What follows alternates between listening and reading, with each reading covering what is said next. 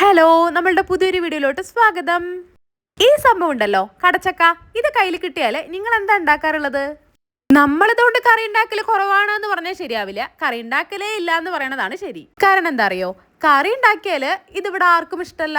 പക്ഷെങ്കിലുണ്ടല്ലോ, ഇതുകൊണ്ട് നമ്മളിവിടെ ഉണ്ടാക്കാറുള്ള 2 ഐറ്റംസ് ഉണ്ട്. അതുണ്ടാക്കിയാല് ഒരുപാട് ഇഷ്ടത്തോടെ എല്ലാവരും കഴിക്കുകയും ചെയ്യും, തീരുന്ന വഴിയും അറിയില്ല. അത്രയും അടിപൊളി ടേസ്റ്റ് ഉള്ള ഐറ്റംസ് ആണ് രണ്ടും. എന്തുണ്ടാക്കാനാണെന്നുണ്ടെങ്കിലും ആദ്യം ഇതിന്റെ തോല് കളയണ്ടേ. കടച്ചക്കട പകുതി എടുത്തിട്ട് ഇതുപോലെ തോല് കളഞ്ഞെടുക്കുന്നുണ്ട്.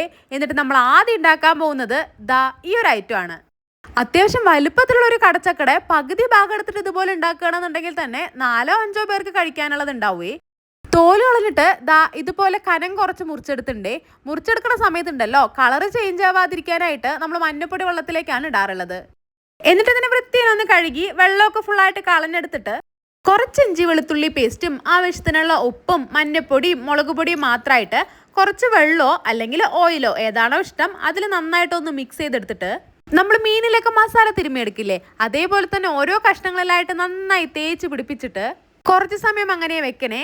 കുറഞ്ഞത് ഒരു അരമണിക്കൂറെങ്കിലും വെച്ചാൽ മാത്രമാണ് ഇതിനകത്ത് മസാലയൊക്കെ പിടിച്ച് നന്നായി സെറ്റായിട്ട് വരുള്ളൂ. മസാല മിക്സ് ചെയ്തെടുത്തിട്ട് നമ്മളിത് വെക്കാറുള്ളത് ഫ്രിഡ്ജിലാണേ. അതിനുശേഷം ഉണ്ടല്ലോ, ഒരു പാത്രത്തിലോട്ട് കുക്കിംഗ് ഓയിൽ വെച്ച് കൊടുക്കാം.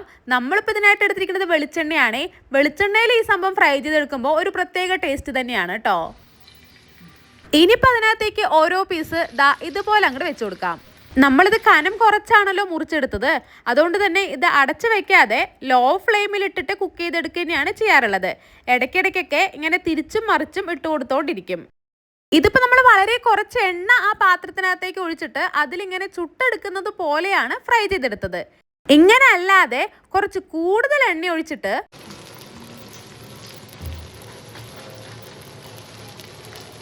ദാ ഇതുപോലെ എണ്ണയിൽ മുക്കി പൊരിച്ചും എടുക്കാം കേട്ടോ. ഇത് രണ്ടിനും ഡിഫറെന്റ് ടേസ്റ്റ് ആണ്. രണ്ടും ട്രൈ ചെയ്ത് നോക്കൂ.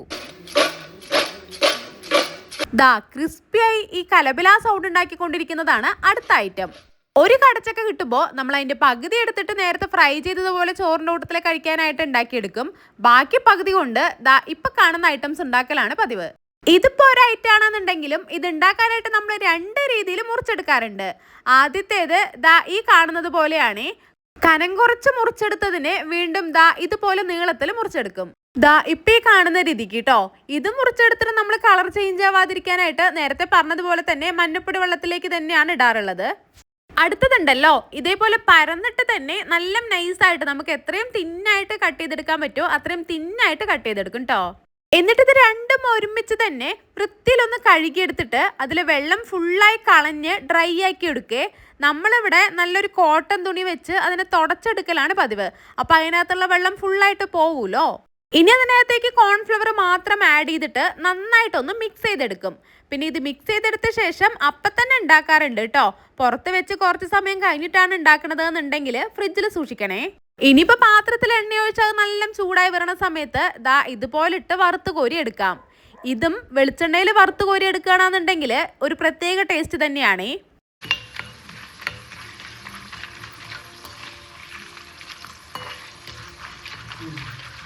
മീഡിയം ടു ഹൈ ഫ്ലെയിമിലിട്ട് 4-5 മിനിറ്റ് ഒന്ന് ഇളക്കി എടുക്കുമ്പോഴത്തേനും തന്നെ നേരത്തെ കേട്ടില്ലേ മൊരിഞ്ഞ് വന്ന് കലപ്പില എന്നുള്ള സൗണ്ട്, അതുപോലെ സൗണ്ട് വന്ന് തുടങ്ങുമ്പോൾ എടുത്തു മാറ്റാം കേട്ടോ. നല്ല മൊരിഞ്ഞ് ചിപ്സ് പോലെ ആവുമ്പോഴാണല്ലോ അതിങ്ങനെ സൗണ്ട് വരുന്നത്. ദാ കണ്ടില്ലേ, എണ്ണയിൽ കിടന്ന് നല്ല മൊരിഞ്ഞ് വെന്ത് കറുമുറാന്ന് ക്രിസ്പി ആയിട്ട് തന്നെ വന്നിട്ടുണ്ട്. വലുതായി പരന്ന് മുറിച്ചെടുത്തതുണ്ടല്ലോ, അതും ഇതേപോലെ തന്നെ തിളച്ചെണ്ണയിലേക്ക് ഇട്ട് കൊടുത്താൽ മതിയേ. നേരത്തെ ഫ്രൈ ചെയ്തെടുത്തില്ലേ, അത്രയും സമയം വേണ്ട കേട്ടോ. ഈ സ്ലൈസ് ആയിട്ട് മുറിച്ചെടുത്തത് കുക്കായി വരാനായിട്ട് ഇതിങ്ങനെ നല്ല തിന്നായിട്ട് മുറിച്ചെടുത്തത് കൊണ്ട് തന്നെ അതിനേക്കാൾ ഒന്നുകൂടെ വേഗത്തിൽ തന്നെ ഫ്രൈ ആയി വരും. ഇതും സെയിം അതേപോലെ തന്നെ എണ്ണയിൽ ഇങ്ങനെ ഇളക്കണ സമയത്ത് കലപ്പിലാന്ന് സൗണ്ട് വരുമല്ലോ, അങ്ങനെ സൗണ്ട് വരുന്ന സമയത്ത് എടുത്തു മാറ്റാം. ഇതിങ്ങനെ എണ്ണയിൽ കിടന്ന് മൊരിഞ്ഞ് വരുമ്പോൾ തന്നെ നമുക്ക് കൊതിപ്പിക്കുന്ന മണം വരുവേ. സെയിം ചക്ക ചിപ്സിൻ്റെതുപോലെ തന്നെ. പിന്നുണ്ടല്ലോ, നമ്മളിത് നീളത്തിൽ മുറിച്ചെടുക്കണത് കുറച്ചുകൂടെ കട്ടിയിൽ മുറിച്ചെടുത്ത് ഫ്രൈ ചെയ്തെടുക്കുകയാണെന്നുണ്ടെങ്കിൽ ഈ ഫിംഗർ ചിപ്സ് പോലെ അതേപോലെയും ഉണ്ടാക്കാം കേട്ടോ.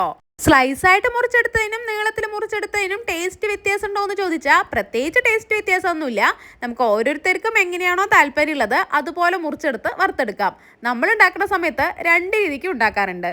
വറുത്ത് കോരി എടുത്തതിന് ശേഷമാണ് നമ്മൾ ഇതിന് ആവശ്യമായിട്ടുള്ള ഉപ്പും പിന്നെ കുറച്ച് എരിവിനായിട്ട് മുളക് പൊടിയും ഇടാറുള്ളത്. ചില സമയത്ത് നമ്മൾ മുളക് പൊടിക്ക് പകരം കുരുമുളക് പൊടിയും ചേർക്കാറുണ്ട് കേട്ടോ. എന്നിട്ട് ഇതുപോലെ നന്നായിട്ടൊന്ന് മിക്സ് ചെയ്ത് വെക്കും. കണ്ടില്ലേ, നല്ല ക്രിസ്പി ആയി കിട്ടിയിട്ടുണ്ട്. ഇനിയിപ്പോൾ ഇതിന് ഏതെങ്കിലും ഒരു ബോക്സിനകത്താക്കി സൂക്ഷിക്കുകയാണെന്നുണ്ടെങ്കിൽ എത്ര ദിവസം വേണമെങ്കിലും ഇതേപോലെ തന്നെ ഇരിക്കും കേട്ടോ. അപ്പോൾ നമ്മളുടെ ഇന്നത്തെ വീഡിയോ ഇഷ്ടപ്പെട്ടാൽ ലൈക്ക് ചെയ്യാനും കൂടെ തന്നെ നിങ്ങളുടെ അഭിപ്രായങ്ങൾ കമൻറ്റ് ചെയ്യാനും വിട്ടുപോവല്ലേ. വീണ്ടും മറ്റൊരു വീഡിയോയിൽ കാണും വരേക്കും ബൈ.